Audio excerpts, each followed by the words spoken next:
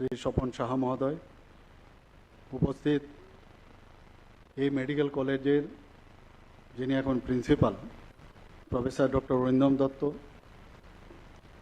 এবং rotary international ক্লাবের ত্রিপুরা চ্যাপ্টারের যিনি প্রেসিডেন্ট ডক্টর দামোদর চ্যাটার্জি এবং এই মেডিকেল কলেজের যে হসপিটাল ডক্টর ব্রাম টিচিং হসপিটালের যিনি medical superintendent professor doctor Jayanta Kumar Poddar, তাছাড়া president Tripura medical and nursing college এবং কর্মচারী সংগঠনের সংঘের যিনি সভাপতি, যিনি স্বাগত ভাষণ আমাদের সামনে রেখেছেন শ্রী জিমুর চক্রবর্তী। তাছাড়া এখানে যারা এই কলেজের বিভিন্ন স্তরের যারা ফ্যাকাল্টি মেম্বাররা আছেন এবং যারা টিচিং এবং নন টিচিং স্টাফরা এখানে উপস্থিত, এবং বিশেষ করে যারা এবং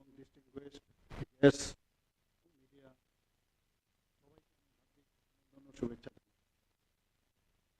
অত্যন্ত একটা ভালো একটা উদ্যোগ ওনারা নিয়েছেন।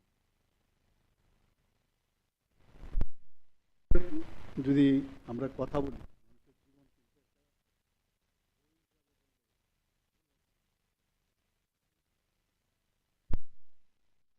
মেডিকেল কলেজে আমার কেটেছে। ত্রিপুরা মেডিকেল কলেজে আসলে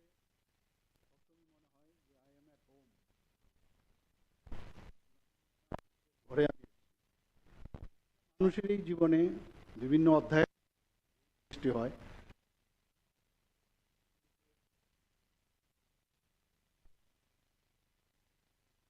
বিভিন্ন অভিজ্ঞতা, তবেই বিভিন্ন বইয়ের সৃষ্টি হয়, বিভিন্ন লেখক সেইভাবে লেখে। তো আমার কাছে ত্রিপুরা মেডিকেল কলেজের একটা চ্যাপ্টার আমি বলবো যে আমার জীবনের একটা বিশেষ মুহূর্ত ত্রিপুরা মেডিকেল কলেজে আমি কাটিয়েছি। এখানে যারা পুরনো যারা ফ্যাকাল্টি মেম্বার্সরা আছেন ওনারাও জানেন আমরা কিভাবে ত্রিপুরা মেডিকেল কলেজকে লালন পালনের মাধ্যমে আজকে যে জায়গায় ত্রিপুরা মেডিকেল কলেজ এসছে, অনেক ঘাত প্রতিঘাত পেরিয়ে তবে কিন্তু আজকে এই জায়গায় এসছে।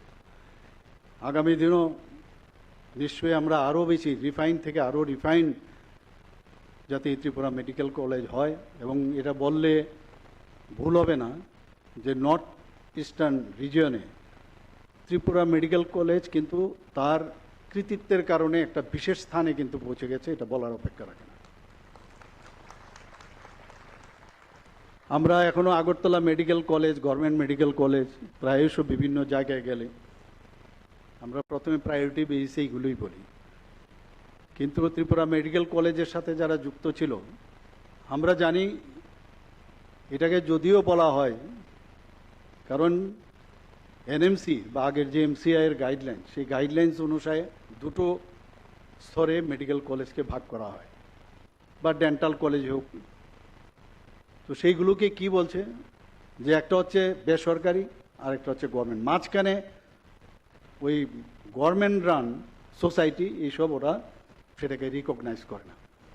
কিন্তু আমরা জানি এই কলেজকে গভর্নমেন্ট যেভাবে আমরা লালন পালন করছি, বিভিন্ন সময় আমার কাছে আমাদের সিও সাহেব থেকে শুরু করে আমাদের যারা আমাদের এখানে ডক্টর পি রায় যিনি চেয়ারম্যান এবং প্রিন্সিপাল প্রায়শ আমার কাছে আসেন, কারণ আমাদের এই কলেজ যাতে প্রপারলি চলে, তার যে পড়াশোনার যে স্ট্যান্ডার্ডাইজেশন সেটা অল ইন্ডিয়া বেসে যাতে ভালো থাকে, তার জন্য এনএমসি এখন গঠিত হয়েছে।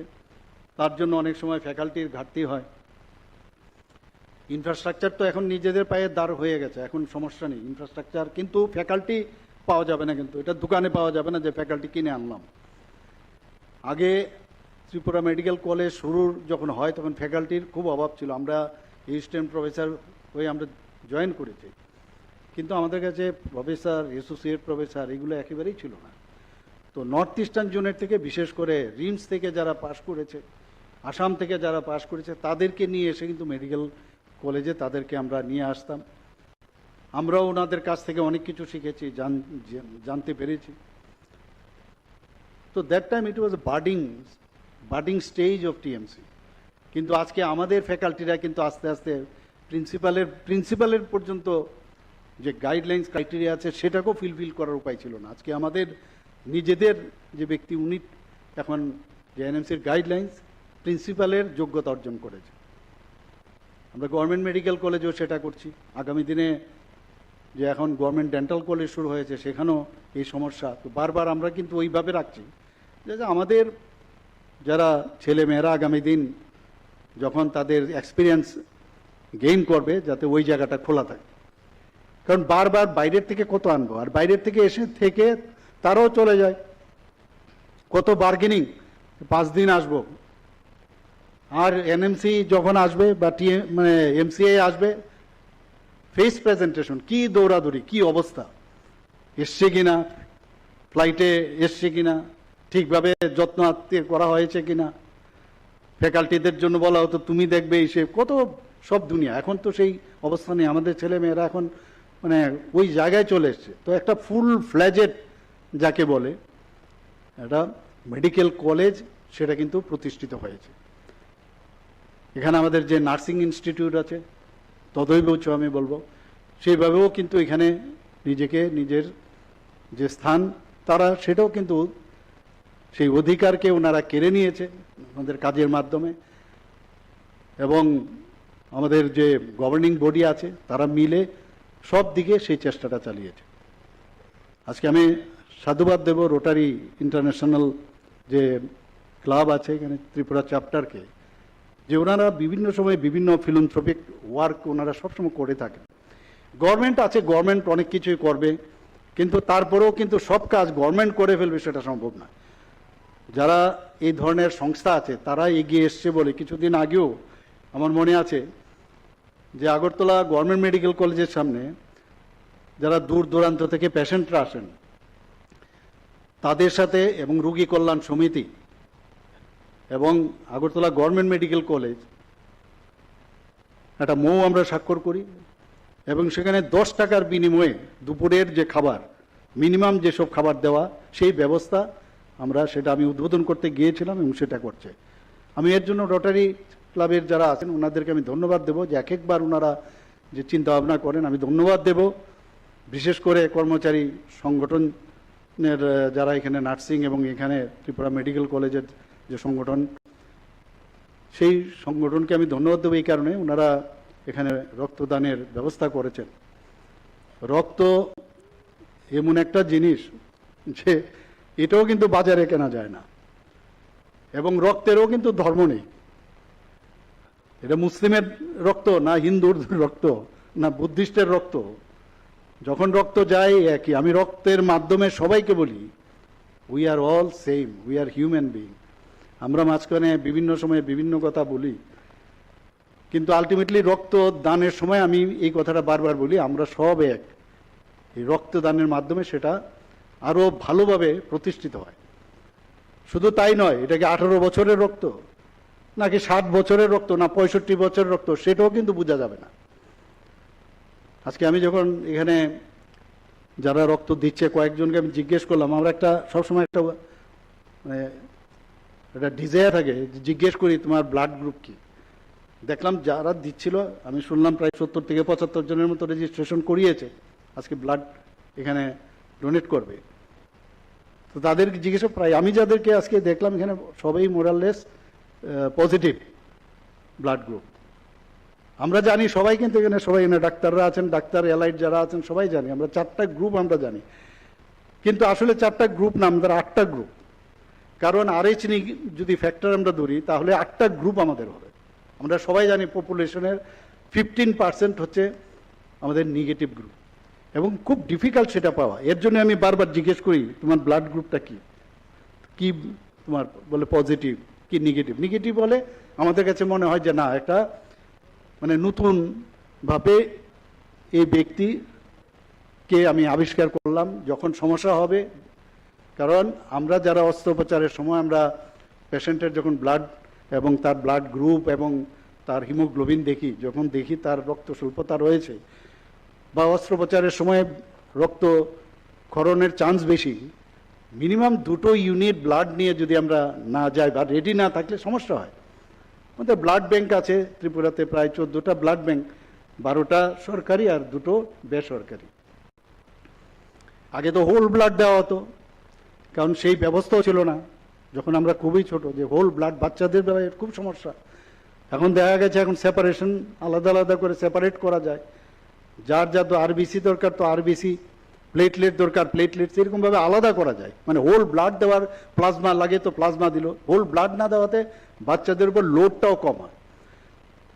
তো বিজ্ঞানের অগ্রগতির সাথে এই ব্যবস্থা আমরা ত্রিপুরাতে আমরা 2018-তে সরকার তৈরি হওয়ার পরে আমরা বিশেষ করে স্বাস্থ্য বিভাগকে আমরা ঢেলে সাজানোর চেষ্টা করেছি। গতকালও প্রতি বুধবার, যদি আমি আগরতলায় থাকি বা ত্রিপুরাতে থাকি, মুখ্যমন্ত্রীর সমাবেশতে বহু লোক আসে বাইরের থেকে, বেশিরভাগই আপনার স্বাস্থ্য সম্পর্কে বিষয় নিয়ে।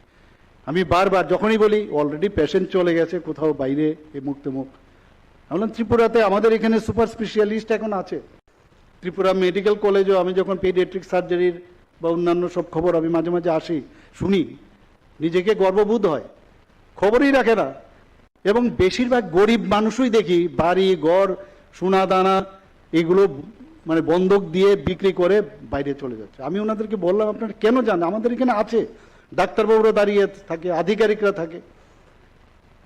তো এই যে বিগত কয়েক ডিকেড ধরে এমন একটা অবস্থা করেছে যে নজরেই দেওয়া হয়নি যে স্বাস্থ্য ব্যবস্থাকে ঢেলে সাজানো দরকার, করার জন্য করা, আর কিছু না। একটা বিল্ডিং বানালেই হবে না, তার ইনফ্রাস্ট্রাকচারের সাথে সাথে মানুষের কথা চিন্তা করে যে কি কি তাদের সমস্যা। আমি বলছি না আমরা 100% করে ফেলছি, কিন্তু একটা চেষ্টা থাকতে হবে। 9টা সুপার স্পেশালিটি আমরা স্টার্ট করেছি আগরতলা গভর্নমেন্ট মেডিকেল কলেজে। 250 কোটি টাকা খরচ করে আমরা সুপার স্পেশালিটি ব্লক করেছি। এবং সেখানে যে এখন একটা মানুষের এখন একটা ধারণা হয়ে গেছে যে বিভিন্ন বেসরকারি প্রতিষ্ঠানে যেরকম চাকরি মানে এত সুন্দর একটা অবস্থা থাকে সেখানে, তো সেই অবস্থার মধ্যে কর্পোরেট স্টাইলে হসপিটাল চাই। তো সেইভাবে কর্পোরেট স্টাইলে কিন্তু আমরা এই হসপিটালটা ব্লকটা আমরা বানিয়েছি। আমরা যখন এখানে ত্রিপুরা মেডিকেল কলেজে হওয়ার আগে এখানে কিন্তু স্টেট হসপিটাল হিসেবে এটা ডিক্লেয়ার ছিল। ত্রিপুরাতে 3টা স্টেট হসপিটাল ছিল আগরতলায় ত্রিপুরায় 3টা স্টেট হসপিটাল, একটা হচ্ছে IGM জিবি, আর একটা হচ্ছে টিএমসি তখন ছিল না, সেটা BR আম্বেদকর স্টেট হসপিটাল ছিল। তখন কি অবস্থা ছিল হসপিটাল, গভর্নমেন্ট হসপিটাল আমরা জানি কি অবস্থা থাকে। আমি বলবো না, যাই হোক, জিনেট এখানে এসেছিল, কিন্তু কর্পোরেট স্টাইলে যখন ওরা কাজ শুরু করলো আমরা বুঝতে শিখলাম যে এইভাবেও হসপিটাল করা যায়। গভর্নমেন্টের এই বিল্ডিং, গভর্নমেন্টের এই জায়গা, কিন্তু এমনভাবে পলিশিং এবং সব ব্যবস্থা করলো যে ভাঙা চেয়ার, হাতলছাড়া চেয়ার, যে হসপিটালের চেহারা গভর্নমেন্টের আগে ছিল, তার থেকে আমরা বুঝতে পারলাম না এইভাবেও পেশেন্ট দেখা উচিত, এইভাবেও আমাদের পেশেন্টকে ওপিডি দেখা উচিত আমাদের। এবং একটা আনন্দের পরিবেশ আমাদের এখানে ছিল। এখানে আজকে বলা হচ্ছে যে এখানে জুলাই মাসে বৃক্ষরোপণ, আজকে আমরা এখানে বৃক্ষরোপণ আমরা করেছি। এবং বৃক্ষরোপণ থেকেও আমাদের বোঝা উচিত যে আমরা কাউকে ছেড়ে আমরা চলতে পারবো না, সবাই সবার জন্য। এবং একটা ম্যাচিওর্ড গাছ যদি আমরা চিন্তা করি, তার সেই অক্সিজেন দেয় প্রতি বছরে প্রায় 260 পাউন্ড, আর কার্বন ডাইঅক্সাইড শুষে নেয় 48 পাউন্ড সে শুষে নেয়। অর্থাৎ যত গাছ আমরা লাগাবো তত আমাদের অক্সিজেনের যে মাত্রা আমাদের এই আবহাওয়ায় সেটা হবে। তো এইগুলো আমাদের জানতে হবে, তবেই তো আমরা এই প্লান্টেশনের উদ্দেশ্য কি সেটা আমরা বুঝতে পারবো। এবং বেশি করে যাতে আমরা গত বছর 2024-25-এ 5 মিনিটে আমাদের যে ফরেস্ট ডিপার্টমেন্টের থেকে আমরা একটা অনুষ্ঠান করি, 5 মিনিটে 5 লক্ষ গাছ আমরা রোপণ করেছি ত্রিপুরাতে। প্রতি বছর আমরা কিন্তু সেটা ইনক্রিজ করছি। এবং গাছের মাহাত্ম্য আমরা সবাই জানি, গাছ যেমন আমাদের ছায়া দেয়, বাচ্চারা যারা আছে আমরাও রচনা লিখতাম, আবার গাছ আমাদের মানে বাঁচার জন্য কিন্তু সে কাজ করে।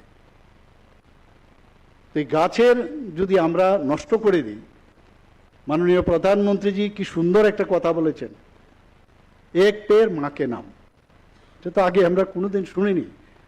অর্থাৎ মাকে স্মরণ করা, যার মা গত হয়েছেন তাকে শ্রদ্ধা জানানো, পাশাপাশি যিনি জীবিত আছেন তাকেও শ্রদ্ধা জানিয়ে মার নামে মাকে সামনে রেখে বৃক্ষরোপণ করবে। আমরা এই কাজটা এখন করছি সব জায়গায়। আজকে আমি সত্যিই আনন্দিত যে এই ধরনের একটা উদ্যোগ আপনারা নিয়েছেন। আর গাছ, প্রকৃতি আমাদের কিন্তু বেঁচে থাকার যে রসদ সেটা আমাদের বুঝায়। গাছের থেকে আমরা অক্সিজেন নিই আর আমরা কার্বন ডাইঅক্সাইড দিই, মানে একে অপরের সিম্বায়োসিস প্রসেস আমরা চলি। রক্তের কথা যেমন আমি বললাম যে কার রক্ত কোথায় যাচ্ছে এবং তার কোনো ধর্ম নেই। আজকে ধর্ম নিয়ে অনেক অশান্তি সারা পৃথিবীর মধ্যে, ঠিক গাছেরও যে আজকে যে আমরা বলি সবকা সাথ সবকা বিকাশ, বিশ্বাস আর প্রয়াস, একমাত্র এইগুলোর থেকে, প্রকৃতির থেকে আমাদের শেখা উচিত। আমরা গাছ ছাড়া আমরা বাঁচবো না। আমরা ছাড়া গাছ বাঁচবে? আজকে এখানে যদি আমি ম্যাক্সিলোফেসিয়াল সার্জারির একটা পেশেন্ট আমার কাছে আসলো, দেখলাম যে ওর প্রেশার দেখা গেল 200-র উপর হয়ে গেছে, বিপি। তার আমি কোথায় যে এখন যদি মেডিসিনকে আমি খবর দিই, মেডিসিন বলবো এটা আমার কাজ না, পেশেন্টকে আমি বাঁচাতে পারবো?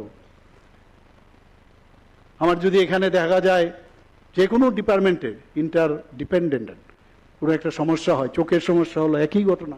যদি বলে তোমার তো অনেক বিভিন্ন সমস্যা তোমার আছে, তুমি মেডিসিনে যাও, সার্জারিতে যাও, তো যদি বলে না আমি দেখবো না, এটা আমার কাজ না, কিন্তু এসছে কিন্তু চোখের জন্য। একে অপরের জন্য আমাদের বেঁচে থাকতে হবে। এগুলো আগের সরকার এগুলো কোনোদিন চিন্তা করেনি। এখানে কর্মচারী সংগঠন বলেছেন যে আগের কি অবস্থা ছিল, অর্থাৎ সবসময় একটা বিভেদের একটা রাজনীতি এখানে হয়েছে। কর্মচারী মানে যারা এই কলেজকে চালাচ্ছে বা যে কোনো প্রতিষ্ঠানকে চালাচ্ছে তার বিরুদ্ধে জিন্দাবাদ জিন্দাবাদ করতে হবে, এছাড়া সম্ভব না।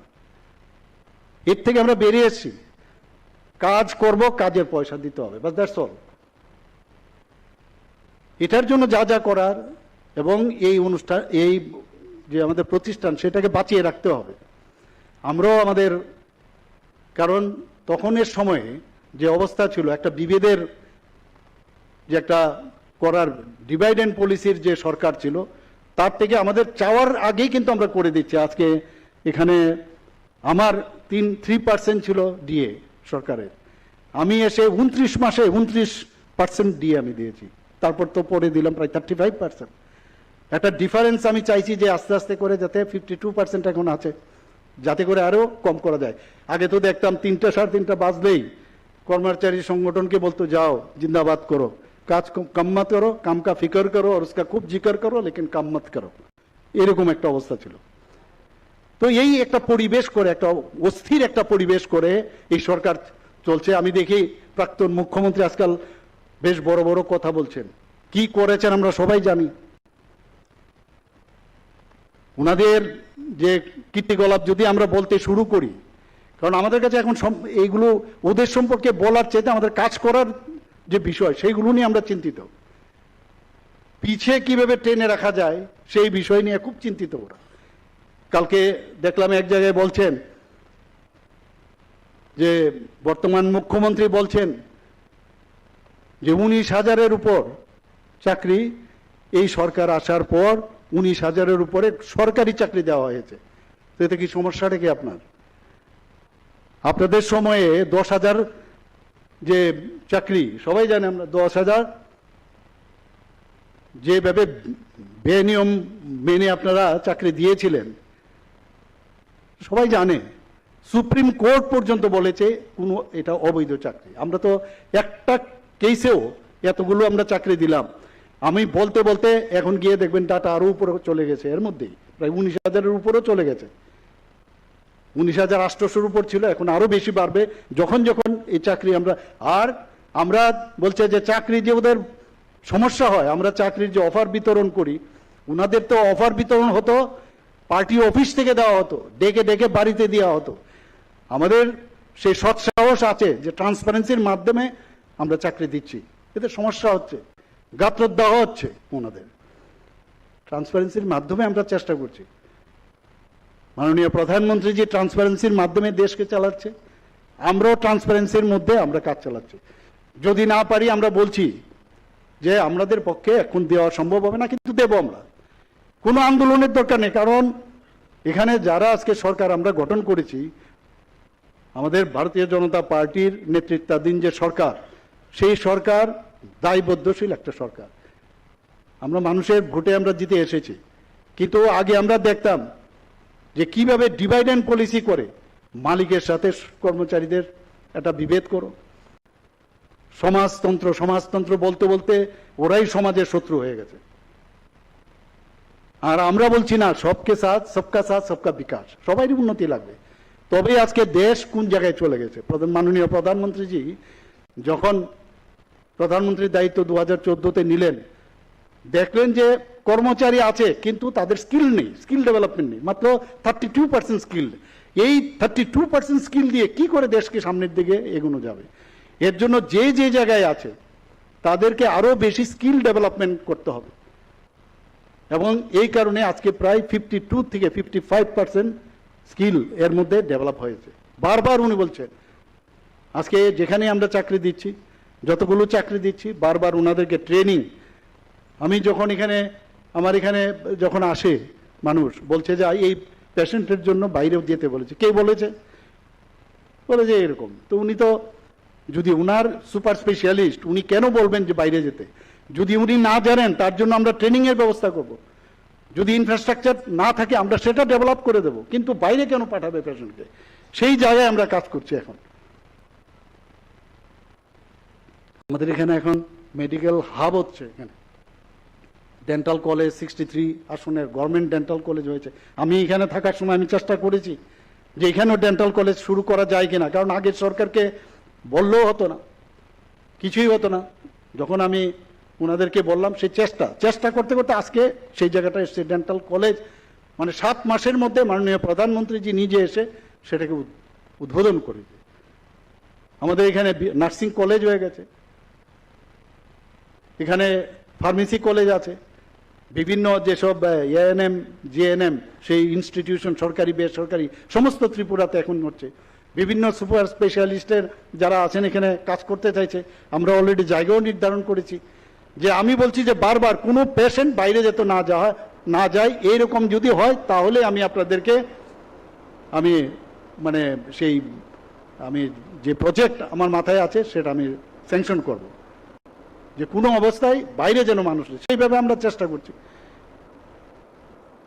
আমি আশা করি যে এই ধরনের উদ্যোগ আপনারা যেটা নিয়েছেন, আমি বলবো যে এই ধরনের আরও বিভিন্ন যেসব ফিলান্থ্রপিক ওয়ার্ক আপনারা নিশ্চয়ই আগামী দিন নেবেন। এবং এই রক্তদানের মাধ্যমে একটা জিনিস আমাদের মেইন হচ্ছে অ্যাওয়ারনেস প্রোগ্রাম। এই অ্যাওয়ারনেস, সমস্ত বিষয়ে অ্যাওয়ারনেস দরকার। আজকে যারা স্টুডেন্টরা আছে, যারা টিচাররা আছেন পড়ায়, এটাও কিন্তু এক ধরনের পড়াশোনা করাই ঠিকই, কিন্তু এটাও একটা অ্যাওয়ারনেস, পার্টিকুলার একটা সাবজেক্টের বিষয়ে তাকে অ্যাওয়ারনেস করা। আজকে আমরা যদি বলি ত্রিপুরাতে ড্রাগ এডিকশনের যদি কথা বলি, এর জন্য অ্যাওয়ারনেস দরকার। আমাদের HIV-র সম্পর্কে যদি আমরা বলি, তার অ্যাওয়ারনেসের দরকার।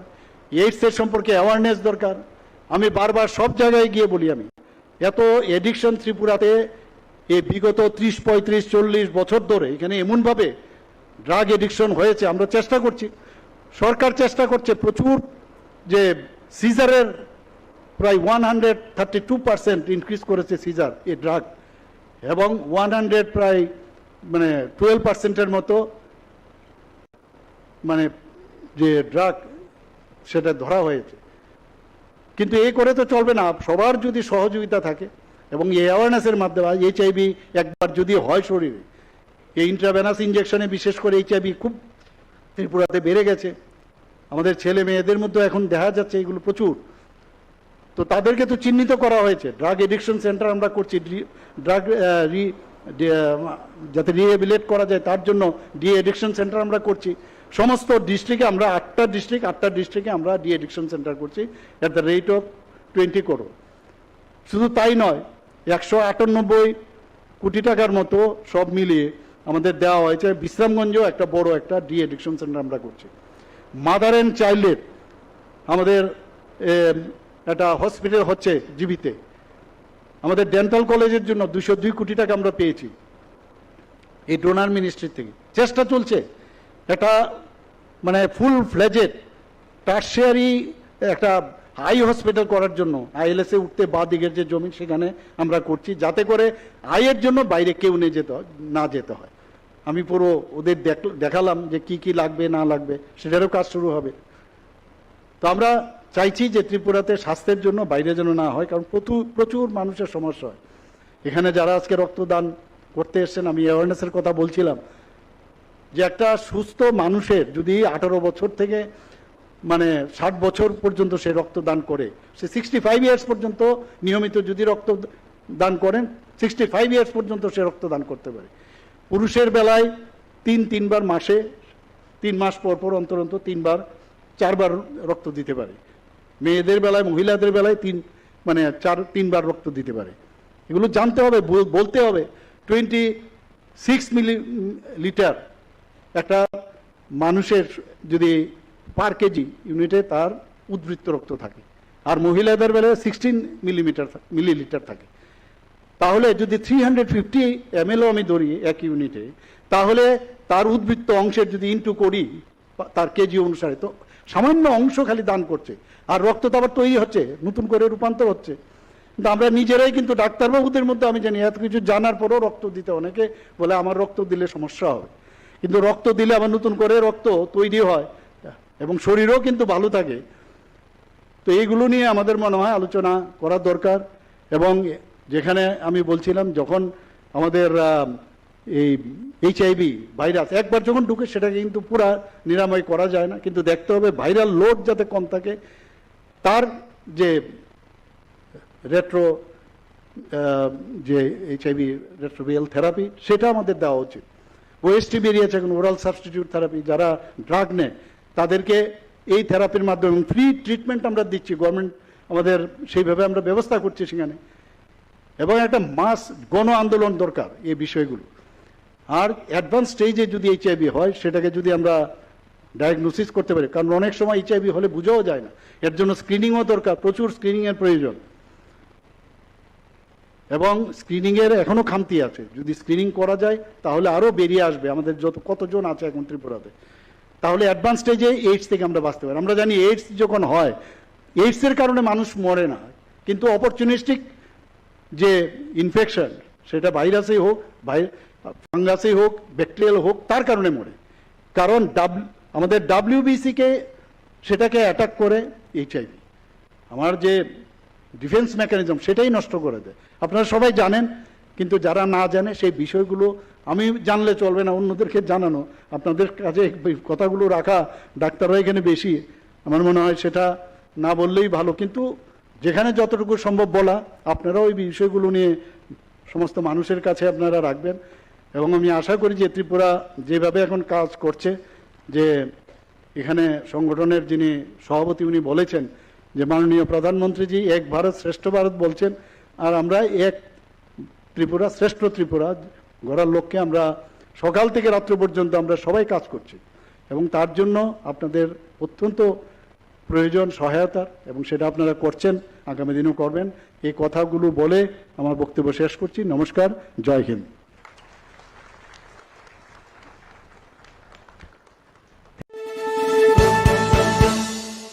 আপনি দেখছেন নিউজ নাও, আমরা জানি কোনটা খবর। প্রথম আলো এলো, শুদ্ধ সকাল, শুদ্ধ সলিলে আজ বাজালো ত্রিতাল, মন্দিরে শুদ্ধ পূজার ধ্বনি, অগ্নি শুদ্ধ হলো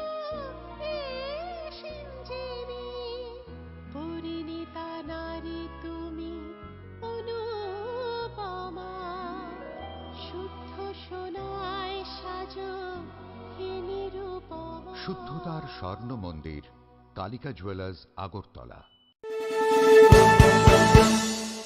আপনি দেখছেন নিউজ নাও, আমরা জানি কোনটা খবর। আপনার পুরনো কম্পিউটার বা ল্যাপটপটি কি খারাপ হয়ে গেছে? তা রিপেয়ারিং করানোর জন্য ভালো কোনো টেকনিশিয়ানের খোঁজ করছেন? তাহলে আজই যোগাযোগ করুন কম্পিউটার বা ল্যাপটপ রিপেয়ারিং এর জন্য অভিজ্ঞ ও বিশেষজ্ঞ টেকনিশিয়ান রাহুল দেবের সাথে, যিনি স্বল্প খরচে আপনার বাড়ি অথবা অফিসে পৌঁছে খুব যত্নের সহিত ল্যাপটপ কম্পিউটার রিপেয়ারিং করার পরিষেবা প্রদান করার পাশাপাশি সফটওয়্যার ইনস্টলেশনও করে থাকেন। তাই আপনার কম্পিউটার বা ল্যাপটপ সারানোর জন্য দ্রুততম পরিষেবা পেতে এখনই যোগাযোগ করুন রাহুল দেবের সাথে 9077783186 এই নম্বরে। ঠিকানা অভয়নগর, আগরতলা, ত্রিপুরা।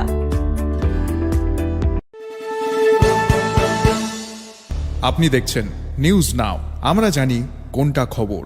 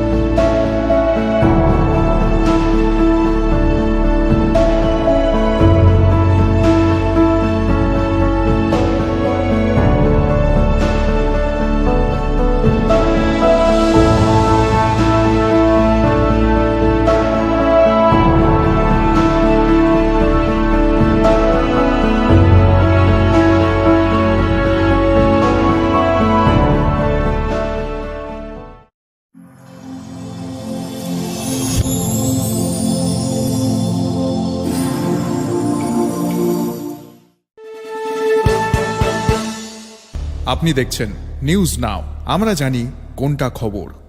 মশলা হাতে নয় চামচে তুলুন। লংতরাই গুঁড়ো মশলার প্রতিটি 250 গ্রাম প্যাকেটের সাথে 1টি চামচ ফ্রি। লংতরাই গুঁড়ো মশলা, রান্নায় তোমাকে চাই। আপনি দেখছেন নিউজ নাও, আমরা জানি কোনটা খবর।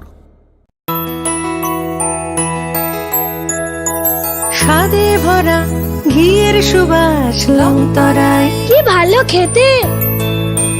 শুদ্ধ ঘিয়ের আবেশ ভরা লংতরায়, অপূর্ব সুগন্ধ, পুষ্টি ভরা ঘিয়ের খাবার, গাওয়া ঘি প্রিয় সবার লংতরায়। একেই বলে বিশুদ্ধ ঘি। বিশুদ্ধ ঘি নাম মনে রেখো লংতরায়। লংতরাই ঘি রোজ খাবারে তোমাকে চাই। লংতরায়, লংতরায়, লংতরায়। আপনি দেখছেন নিউজ নাও, আমরা জানি কোনটা খবর। শোনো শোনো ভোজন রসিক, শোনো মন দিয়া, ঝাঁঝের স্বাদে রান্না করো লংতরাই দিয়া। ইলিশ সর্ষে পোস্ত বাটা যেমন ইচ্ছে নাও, মালাই চিংড়ি মাংস কষা চেটে পুটে খাও। আহা চেটে পুটে খাও, আহা চেটে পুটে খাও। লংতরাই কাচ্চি ঘানির সর্ষে তেলে টেস্ট, যে খাবে সেই বলবে লংতরাই বেশ। লংতরাই সর্ষের তেল, ঝাঁঝে স্বাদে তোমাকে চাই। আহা লংতরাই বেশ, আহা লংতরাই বেশ। আপনি দেখছেন নিউজ নাও, আমরা জানি কোনটা খবর। তুমি আছো রান্নাঘরে, তাই সুগন্ধে ভরে, যা খুশি তেমনই খাই তোমার জাদুর রান্নায়। থাকে শুধু লংতরাই, থাকে শুধু লংতরাই। কত কেজি রান্না হয়, মনটাই করছো জয়। ভালোবেসে বলছি তাই, রান্নায় তোমাকে চাই। চাই শুধু লংতরাই, চাই শুধু লংতরাই। লংতরাই গুঁড়ো মশলা, রান্নায় তোমাকে চাই। চাই শুধু লংতরাই। আপনি দেখছেন নিউজ নাও, আমরা জানি কোনটা খবর। একটু চেষ্টাতেই